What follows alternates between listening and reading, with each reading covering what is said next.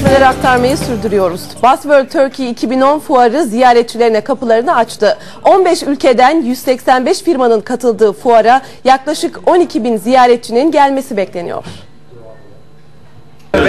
Hadi bismillah, hayırlı olsun. Bol kazançlar diliyorum. Hadi buyurun. Evet. Bu fuarın Türkiye baş organizatör şirketi olarak HKF Fuarcılık Anonim Şirketi adına BRIC ülkeleri denilen ülkelerde organize edilmektedir. Buzzworld Turkey Fuarı, HKF Fuarcılık Anonim Şirketi, Buzzworld Kortrijk İRÜ işbirliğinde ve Türkiye Otobüsçüler Federasyonu TOFET'in destekleriyle organize edilmektedir. Bu uluslararası işbirliği Buzzworld markasının pırıltısı ve Türk otobüs ve yan sanayi sektörünün gücü sayesinde dünyada hepimizin bildiği global krize rağmen istikrarlı bir şekilde büyüme göstermektedir.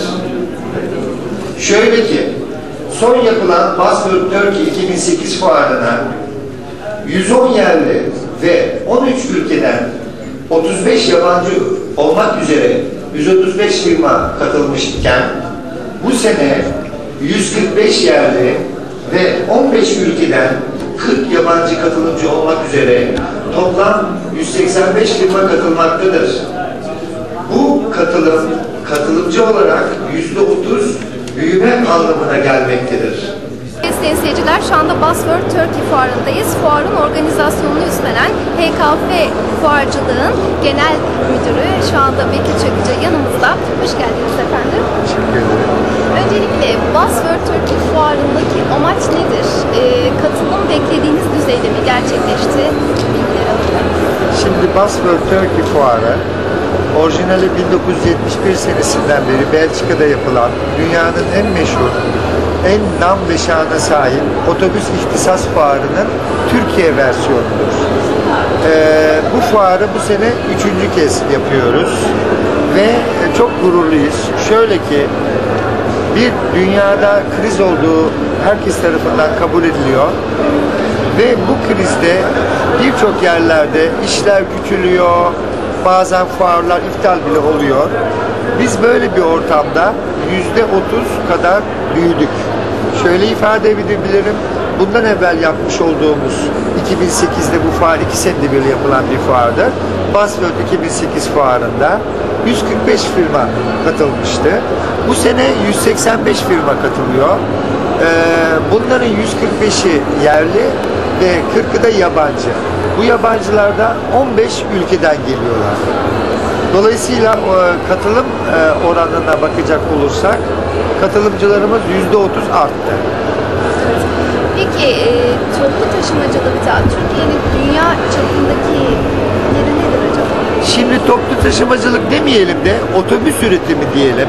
Otobüs üretiminde medarı iftiharımız otobüs üretim sektörü, çünkü bir sektör varsa ki Türkler Avrupa'nın birincisi, o da otobüs üretim sektöründe. Bu Avrupalılar dünya tarafından kabul ediliyor. Biz Avrupa'nın bir numarasıyız. Dolayısıyla yapmış olduğumuz fuarda onun yansıması oluyor. Güçlü sektör güçlü fuar çıkartır. Bizim de Türkiye'mizin otobüs ve de yan sanayi sektörü bu kadar güçlü olmasından dolayı bu derecede yerli ve yabancı ilgi var. Fuarımıza örneğin 67 ülkeden gazeteci ve basın mensupları geliyorlar. Hepsi fuarımızı izliyorlar, takip ediyorlar, yeni ürünleri, yeni hizmetleri ve bunları ülkelerine döndükleri zaman televizyon kanallarında veya dergilerinde veya gazetelerinde yayınlayacaklar.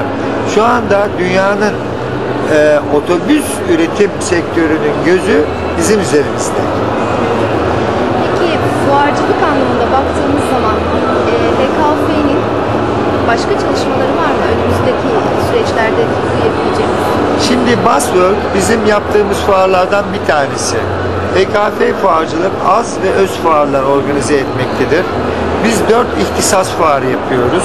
Tüketici fuarı değil, ihtisas fuarı. Sadece profesyonellerin enterese olacakları ve onların geldikleri fuarlar. Bunun bir tanesi söylemiş olduğum gibi Buzzworld Turkey.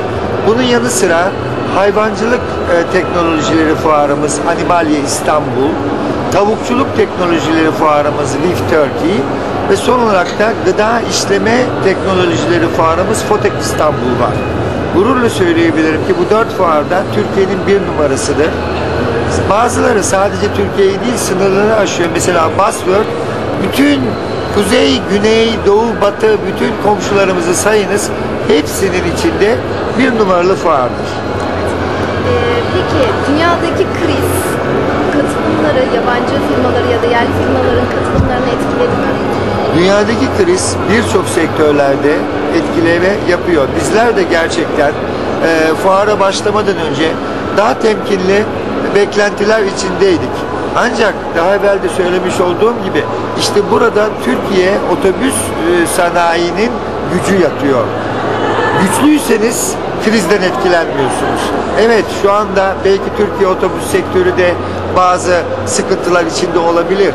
Ama unutmayalım ekonomi devam edecek. Dünya dönmeye devam edecek. Bizim ürettiğimiz otobüslerin tekerlekleri de dönmeye devam ettiğinden ben o konuda çok iyimserim. İddialı bir şekilde Avrupa'nın bir numarasıyız diyoruz. Peki fuarda da Avrupa'da bir numaralı olmaya aday mıyız?